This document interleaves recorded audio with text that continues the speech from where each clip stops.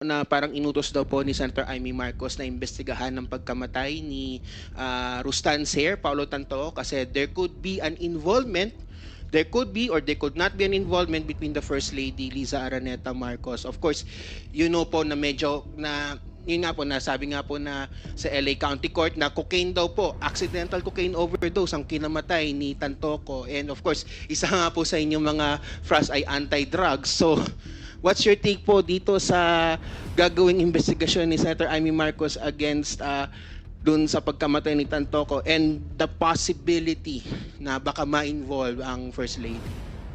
Well, kung gusto niyang gawin yon, it's up to her, no? If that is what she wants to do, oo.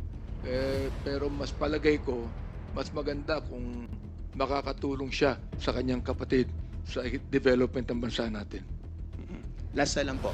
Sorry, last. Kasi kasi sinabi ni Yusek Ruth Casti, OVP spokesperson Ruth Castelo, na wala naman daw pong naging problema sa COA report ng Office of the Vice President. Of course, sinabi po ni Yusek Castelo ito kasi nga they believe that the Office of the Vice President presented their financial statements fairly. Of course, sinasabi ng iba na porket may unmodified opinion, hindi naman ibig sabihin na maganda yung financial record nila. What's your take po doon?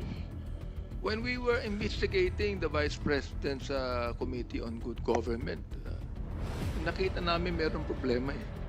You know, we're not against, we will not in any way hinder the COA to be the one to audit. Yun ang gawain nila eh. Pero gawain din natin, naimbestigahan natin ang nangyari. Alright. Bakit pa nagkaroon ng oversight committee ng Kongreso if we could not be able to investigate? The fact is this, no, ha? We have an oversight committee. Why? Because the Congress has the power of the purse.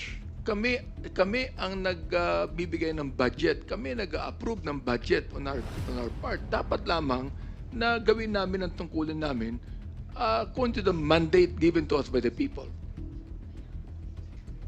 Thank you, Red. Before we conclude this press conference,